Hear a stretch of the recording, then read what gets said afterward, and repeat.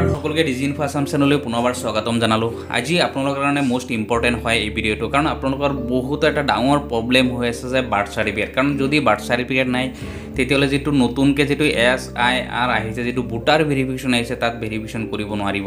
যদি ভেৰিফিকেশ্যন কৰিব নোৱাৰে তেতিয়াহ'লে আপোনালোকৰ ভোটাৰ লিষ্টৰ পৰা নাম কাটা যাব। গতিকে আপোনালোকে সেই ভোটাৰ ভেৰিফিকেশ্যন আপোনালোকে কৰিবলৈ হ'লে যিটো জন্মৰ প্ৰমাণ পত্ৰৰ যিটো প্ৰয়োজন হৈছে সেইটো আপোনালোকে কেনেদৰে বনাব, আজি আপোনালোকক এই ভিডিঅ'ৰ জৰিয়তে এই সম্পূৰ্ণ ডিটেইলছ আপোনাক দেখুৱাম যে আপোনালোকৰ কি ডকুমেণ্টছ লাগিব, ক'ত আপোনালোকে আবেদন কৰিব পাৰিব, কেনেদৰে আবেদন কৰিব, আপোনালোকৰ কিমান টকা খৰচ হ'ব। গতিকে সকলোকে এটা ৰিকুৱেষ্ট থাকিল, আপোনালোকে ভিডিঅ'টো সম্পূৰ্ণকৈ চাব। তাৰ লগতে যদি আপোনালোকে নতুনকৈ চাই আছে তেতিয়াহ'লে চেনেলটো ছাবস্ক্ৰাইব কৰি ভিডিঅ'টো লাইক আৰু এটা শ্বেয়াৰ কৰি দিব। এতিয়া চাওক, প্ৰথমতে চাওক আপোনালোকৰ ডকুমেণ্টছৰ কি প্ৰয়োজন হয়। কাৰণ ইতিমধ্যে চাওক, যিটো বাৰ্থ চাৰ্টিফিকেটৰ কাৰণে আপোনালোকে আবেদন কৰিব বিচাৰি আছে, তাত যদি যিটো জিনুইন বাৰ্থ চাৰ্টিফিকেট হয় সেইটো যদি আপোনালোকে বনাব বিচাৰে তেতিয়াহ'লে প্ৰথমতে আপোনালোকৰ এই ডকুমেণ্টছখিনি প্ৰথমতে আপোনালোকে ৰেডি কৰিব লাগিব। এই ডকুমেণ্টছ যদি ৰেডি কৰে তেতিয়াহ'লে আপোনালোকে অতি সহজে অনলাইনত আপোনালোকৰ ওচৰত যি CSC চেণ্টাৰ আছে বা আপোনালোকৰ যি কম্পিউটাৰ চেণ্টাৰ আছে তাতে গৈ আপোনালোকে আবেদন কৰিব পাৰিব, বা আপোনালোকে যদি জানে নিজৰ মোবাইলতো আপোনালোকে আবেদন কৰিব পাৰে। সেইটো আবেদন কৰিবলৈ হ'লে প্ৰথমতে চাওক আপোনালোকৰ ডকুমেণ্টছ হৈছে মেইন, কাৰণ আপোনাৰ ডকুমেণ্টছৰ কি হয়। এক নম্বৰ হৈছে চাওক, যদি আপোনালোকে বাৰ্থ চাৰ্টিফিকেট এতিয়ালৈকে বনোৱা নাই তাৰ কাৰণে প্ৰথম ডকুমেণ্টছ হৈছে আপোনালোকৰ এটা গাঁওবুঢ়াৰ চাৰ্টিফিকেট আপোনাক লাগিব। যিটো গাঁওবুঢ়াৰ চাৰ্টিফিকেট যিটো উল্লেখ কৰা থাকিব, কিমান চনত জন্ম হৈছে, আপোনালোকৰ ক'ত জন্ম হৈছে, সকলো এড্ৰেছ সহ এইটো থাকিব, এইটো গাঁওবুঢ়াই নিজে লিখি দিব। তাৰপিছত ছেকেণ্ড ডকুমেণ্টছ হৈছে যাৰ নামত আপোনালোকে বাৰ্থ চাৰ্টিফিকেট বনাব তেওঁৰ নামত হয় আধাৰ কাৰ্ড হওক বা স্কুল চাৰ্টিফিকেট হওক, বেজিট কাৰ্ড হওক, যিকোনো ডকুমেণ্টছ আপোনালোকে তাৰ লগত দিব লাগিব। তাৰপিছত মাক দেউতাকৰ চাওক আধাৰ কাৰ্ড, ভোটাৰ ID এইকেইটা দিবই লাগিব, এইখিনি লাগিবই। তাৰপিছত আপোনালোকৰ যিটো চাৰ্টিফাই কপি হয়, যিটো ভোটাৰ লিষ্ট হয় 1970 বা 1971 বা 1965 বা 66 যি আছে আপোনালোকৰ, তাৰ ভিতৰত যিকোনো এটা চাৰ্টিফাই কপি লাগিব। 66 হওক, 66 হওক বা 65 হওক, 71 হওক বা 70 হওক, তাৰ ভোটাৰ লিষ্ট বা তাৰ চাৰ্টিফাই কপি আপোনালোকৰ লাগিব। সেইটো লগত দি পেলাই আপোনালোকে আবেদন কৰিব লাগিব। আৰু তাৰ লগত হৈছে মষ্ট ইম্পৰ্টেণ্ট যিটো হৈছে এইটো 2025 চনৰ যিটো ৰানিং যিটো ভোটাৰ লিষ্ট, আপোনালোকে এই ৰানিং ভোটাৰ লিষ্ট সহ আপোনালোকে আবেদন কৰিব লাগিব এই সকলো ডকুমেণ্টছ দি। তাৰ লগতে যিটো এপ্লিকেশ্যন ফৰ্ম আছে, এপ্লিকেশ্যন ফৰ্মটো মই ডিছক্ৰিপশ্যন বক্সত দি দিম, ইয়াৰ পৰা গৈ আপোনালোকে ডাইৰেক্ট ডাউনলোড কৰিব পাৰিব, যিটো বাৰ্থ চাৰ্টিফিকেটৰ কাৰণে যিটো প্ৰয়োজন হয়। গতিকে আপোনালোকৰ এই ডকুমেণ্টছখিনি যেতিয়া কমপ্লিট কৰিব, ডকুমেণ্টছখিনি ৰেডি কৰিব, তাৰ লগতে আৰু এটা কথা ইম্পৰ্টেণ্ট যিটো হৈছে যিটো এফিডেভিট মাষ্ট বি, সকলোৰ কাৰণে এটা এফিডেভিট লাগিবই। কাৰণ আপোনালোকে যদি বাৰ্থ চাৰ্টিফিকেট সৰুতে বনোৱা নাই, এতিয়া বয়স বেছি হৈ গৈছে, তাৰ কাৰণে এটা মেজিষ্ট্ৰেট এফিডেভিট লাগিব, সেইটো আপোনালোকে আনিব লাগিব। তাৰ লগত সকলোখিনি গাঁঠি পেলাই আপোনালোকে ফৰ্ম ফিল আপ কৰি আপোনালোকে যেতিয়া আবেদন কৰিব, তাৰপিছতহে আপোনালোকে এই যি বাৰ্থ চাৰ্টিফিকেট আছে সেইটো আপোনালোকে লাভ কৰিব। এতিয়া চাওক, বাৰ্থ চাৰ্টিফিকেট আপোনালোকে আবেদন কৰিবলৈ কেইবাটাও অপশ্যন আছে।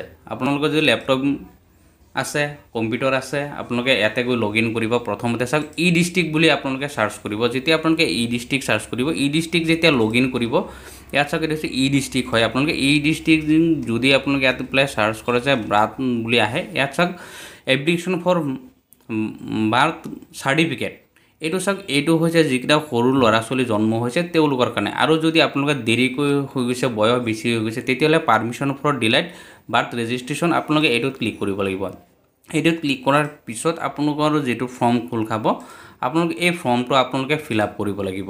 এই ফৰ্মটো ফিল আপ কৰি আপোনালোকে সকলো ডকুমেণ্টছ সহ আপোনালোকে ছাবমিট কৰিব লাগিব। ইয়াত চাওক ধুনীয়াকৈ লিখা হৈ আছে upload scan copy for application form, সেইটো মই ডিছক্ৰিপশ্যন বক্সত দি দিম, আপোনালোকে লৈ ল'ব।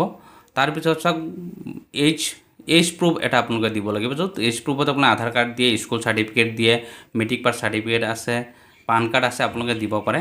তাৰ লগত চাওক স্কুল চাৰ্টিফিকেট বা এডমিট কাৰ্ড ইয়াত আছে, আপোনালোকে দিবই লাগিব। তাৰপিছত এফিডেভিট এটা আপোনালোকৰ মাষ্ট বি, কাৰণ এইটো ৰেড মাৰ্ক আছে, এইখিনি আপোনালোকে দিবই লাগিব। তাৰপিছত অন্যান্য যি আধাৰ ডকুমেণ্টছ আছে, এই আধাৰ ডকুমেণ্টছত আপোনালোকে দিব লাগিব যিটো চাৰ্টিফাই কপি আছে 1965 হওক, 71 হওক, 70 হওক, 66 হওক, আপোনালোকে দিব লাগিব। এই সকলোখিনি দি পেলাই আপোনালোকে ছাবমিট কৰিব লাগিব। ছাবমিট কৰাৰ পিছতহে আপোনালোকৰ যেটো সাবমিট হ'ব ইয়াত মাত্ৰ আপোনাৰ 10 টকাহে কাটিব। যদি আপুনি CSC চেণ্টাৰৰ পৰা যদি আবেদন কৰে তেতিয়াহ'লে মাত্ৰ 10 টকা আপোনালোকৰ ইয়াৰ পৰা পে'মেণ্ট কাটিব। তাৰপিছত আপোনালোকে যদি ই ডিষ্ট্ৰিক্টত নহয়, যদি আপুনি সেৱা সেতু পৰ্টেলতো যদি কৰিব বিচাৰে, আপোনালোকে এই চাওক সেৱা সেতু পৰ্টেল যিটো আছে ইয়াতো আপোনালোকে আবেদন কৰিব পাৰে। ইয়াত চাওক CSC চেণ্টাৰত হওক বা আপোনালোকে নিজে যদি আবেদন কৰিব বিচাৰে আপোনালোকে নিজেও আবেদন কৰিব পাৰিব। সেইটো ছেইম সেইদৰে যেতিয়া আপোনালোকে সেৱা সেতু পৰ্টেলত যেতিয়া লগ ইন কৰিব, ছেইম ইয়াতে আপোনালোকে যেতিয়া চাৰ্চ কৰিব বাৰ্থ, আপোনালোকে ইয়াতে পাই যাব birth permission for delayed for birth registration. আপোনালোকে এইটোতে ক্লিক কৰি পেলাই বাকীখিনি আপোনালোকে ছাবমিট কৰিব লাগিব। ইয়াত কি ডকুমেণ্টছ লাগে আপোনালোকে ইয়াতে সকলোখিনি ধুনীয়াকৈ দিয়া হৈ আছে, আপোনালোকে ইয়াতে চাব পাৰে। আপোনালোকে এনেদৰে আপোনালোকে জন্ম চাৰ্টিফিকেটৰ কাৰণে আপোনালোকে আবেদন কৰিব পাৰে। তাৰপিছত আপোনালোকৰ আৰু এটা ছাইট আছে, সেইটো হৈছে আপোনাৰ CRS পৰ্টেল যিটো আছে, আপোনালোকে চাই CRS পৰ্টেলতো আপোনালোকে আবেদন কৰিব পাৰে। যদি আপোনালোকে আবেদন কৰিব বিচাৰে, নিজে নিজে যদি আবেদন কৰিব বিচাৰে, তেতিয়াহ'লে আপোনালোকে এই ছাইটটোত যেতিয়া আহিব, আপোনাৰ চিভিল ৰেজিষ্ট্ৰেশ্যন যিটো আছে, চিভিল ৰেজিষ্ট্ৰেশ্যনত আহি পেলাই আপোনালোকে ইয়াতে আবেদন কৰিব পাৰে। কাৰণ ইয়াত চাওক অপশ্যন আছে, যদি আপোনাৰ লগ ইনত যায়, লগ ইনত গ'লে চাওক জেনেৰেল পাব্লিক যিটো আছে, আপোনাৰ জেনেৰেল পাব্লিকত গৈ আপোনালোকে ইয়াত প্ৰথমতে ছাইন আপ কৰিব, ৰেজিষ্ট্ৰেশ্যন কৰিব, কৰি পেলাই আপোনালোকে আবেদন কৰিব পাৰে। আপোনালোকে এইদৰে বাৰ্থ চাৰ্টিফিকেটৰ কাৰণে আপোনালোকে আবেদন কৰিব পাৰিব। মাত্ৰ ই ডিষ্ট্ৰিক্টত হ'লে মাত্ৰ 10 টকা। তাৰপিছত আপোনাৰ যদি সেৱা সেতু পৰ্টেলত আবেদন কৰিব বিচাৰে তাত 70 টকা। সেইদৰে CRS পৰ্টেলতো আপুনি সেইদৰে এটা এমাউণ্ট দিব লাগে 100 টকা। আপোনালোকে এনেদৰে আপোনালোকে বাৰ্থ চাৰ্টিফিকেট আপোনালোকে আবেদন কৰিব পাৰে। আপোনালোকে যেতিয়া আবেদন কৰিব, বেছি হ'লে আপোনাৰ 15 বা 20 দিন ভিতৰত আপোনালোকে সেই বাৰ্থ চাৰ্টিফিকেট লাভ কৰিব। তাৰ লগতে আপোনালোকক আৰু এটা ইম্পৰ্টেণ্ট কথা মই জনাব বিচাৰি আছোঁ, যেতিয়া আপোনালোকৰ এই ভোটাৰ ভেৰিফিকেশ্যন হ'ব, এই ভোটাৰ ভেৰিফিকেশ্যন সময়ত 2005 চনৰ যিটো ভোটাৰ লিষ্ট আছে, আপোনালোকে সেইটো ভোটাৰ লিষ্ট আপোনালোকে অনলাইনৰ পৰা ডাউনলোড কৰিব পাৰিব। আৰু সেইটো কেনেদৰে ডাউনলোড কৰে মই নেক্সট ভিডিঅ'ত আপোনালোকক দেখুৱাম যে আপোনালোকে কেনেদৰে ডাউনলোড কৰিব পাৰিব। গতিকে আপোনালোকৰ যদি এই বাৰ্থ চাৰ্টিফিকেট হওক বা 2005 চনৰ ভোটাৰ লিষ্ট লাগে, কেনেদৰে ডাউনলোড কৰিব লাগে, আপোনালোকে ভিডিঅ'ত কমেণ্ট কৰিব। বাকী আপোনালোকক সকলোখিনি সলিউশ্যন কৰিম নেক্সট ভিডিঅ'ত, যাতে আপোনালোকে 2005 চনৰ ভোটাৰ লিষ্টটো আপোনালোকে ডাউনলোড কৰিব পাৰে। বা বাৰ্থ চাৰ্টিফিকেটৰ কাৰণে যদি আবেদন কৰাৰ পিছত যদি আপোনাৰ কিবা প্ৰব্লেম পাই আছে বা আবেদন কৰাৰ সময়তো কিবা প্ৰব্লেম পাইছে, আপোনালোকে ভিডিঅ'ত কমেণ্ট কৰিব, আপোনালোক সকলোখিনি সলিউশ্যন কৰিম।